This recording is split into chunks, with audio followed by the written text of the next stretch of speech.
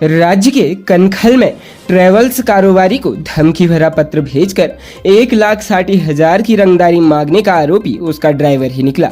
मंगलवार को पुलिस ने कारोबारी के चालक और उसके साथी को गिरफ्तार किया है।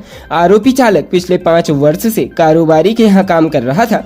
कारोबारी के पास अच्छी खासी रकम होने की जानकारी उसे पहले से ही थी। पता चलने पर उसने अपने दोस्त के साथ मिलकर पत्र लिखा और फिर अपने मालिक को भिजवा दिया। कपिल हंस निवासी घुगाल रोड ज्वालापुर ने कनखल में एक आश्रम के पास हंस ट्रेवल्स के नाम से टूर एंड ट्रेवल्स का कार्यालय खोला है। उनके कार्यालय के बाहर रविवार देर शाम एक लाल ई रिक्शा आया और चालक ने एक बंद लिफाफा उन्हें दिया। जानकारी दी कि ये कागज किसी ने उनके लिए भेजा है। ये कहकर चालक वहां से निकल गया। कपिल ने जैसे ही लिफाफा खोला तो होश उड़ गए।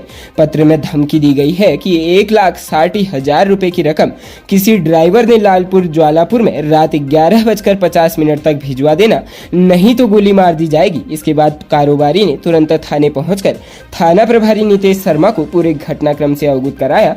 पुलिस ने मामला दर्ज कर जांच शुरू कर दी।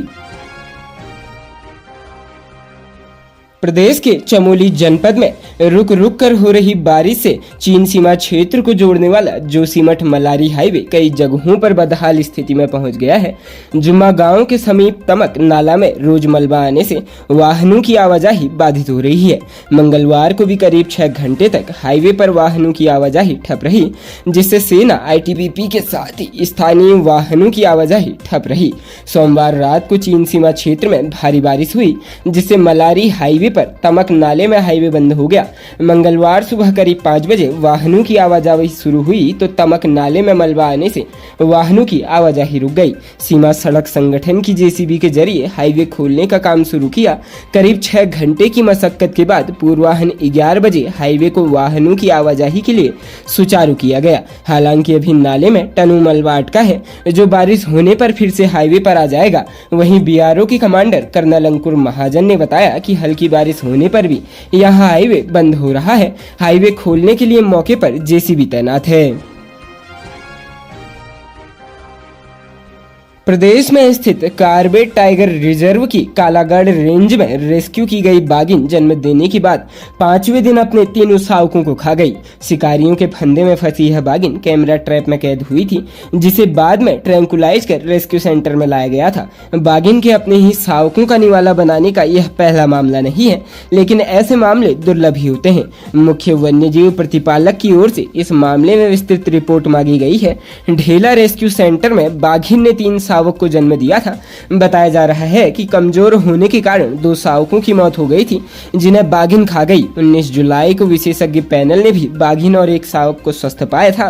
कार्बेट निदेशक डॉक्टर धीरज पांडे ने बताया कि 2 दिन पहले ही बाघिन अपने तीसरे शावक को दूध भी पिला रही थी। शावक और बाघिन की CCTV से वरिष्ठ पशु चिकित्सा अधिकारी और उनकी टीम लगातार निगरानी कर रही थी।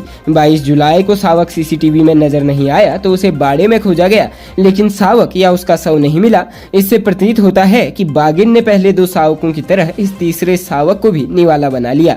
बाघिन वर्तमान में सामान्य आहार ले रही है और पूर्ण रूप से स्वस्थ प्रतीत हो रही है। उसके व्यवहार की लगातार मॉनिटरिंग की जा रही है। राज्य उत्तराखंड में सरकार ने राज्य योजना आयोग को समाप्त कर दिया है। अब सशक्त उत्तराखंड 2025 के लक्ष्य को साधने के लिए प्रदेश में नीति आयोग की तर्ज पर state institute for empowering and transforming Uttarakhand Setu के गठन को राज्यपाल ने भी मंजूरी दे दी है। हाल ही में कैबिनेट ने इसके प्रस्ताव को मंजूरी दी थी, जिसके बाद आज मंगलवार को सचिव आर मीनाक्षी सुंदरम ने इसके आदेश जारी कर दिए हैं। सेतु प्रदेश सरकार की नीति व नियोजन में थिंक टैंक की तरह काम करेगा। इसके अध्यक्ष मुख्यमंत्री होंगे। साथ ही नियोजन मंत्री, उपाध्यक्ष और 3 सलाहकार भी नियुक्त होंगे।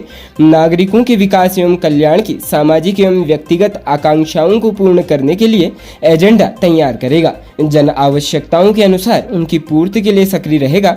विकास में उनकी भागीदारी सुनिश्चित करेगा। सभी समूहों का समावेश करेगा। राज्य के युवाओं के लिए अवसरों की समानता, पर्यावरणों को बचाते हुए सतत विकास, सरकार के प्रत्यक्ष और उत्तरदायी बनाने के लिए प्रौद्योगिकी का उपयोग कर पारदर्शिता सुनिश्चित करेगा। राज्य के संसाधनों के कुशल और प्रभावी उपयोग के लिए समन्वय, सामुदायिक भागीदारी व नेटवर्किंग पर जोर देगा। सेतु के संगठनात्मक ढांचे के मुताबिक मुख्यमंत्री इसके अध्यक्ष होंगे। यदि वह नियोजन मंत्री हैं तो उपाध्यक्ष पद पर वह किसी मंत्री को नामित करेंगे। मुख्य कार्यकारी अधिकारी मुक्त बाजार से लिया जाएगा। यह नामी अर्थशास्त्री या सेवानिवृत्त नौकरशाह हो सकता है।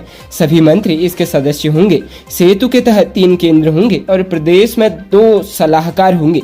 इनके आर्थिक एवं सामाजिक विकास केंद्र में आर्थिकी एवं रोजगार सलाहकार, लोकनीति एवं सुशासन केंद्र में लोकनीति एवं सुशासन सलाहकार व शहरी व अर्धशहरी विकास सलाहकार व साक्ष्य आधारित योजना केंद्र में सांख्यिकी एवं डाटा व अनुश्रवण व मूल्यांकन सलाहकार होंगे। खबरों में बने रहने के लिए धन्यवाद।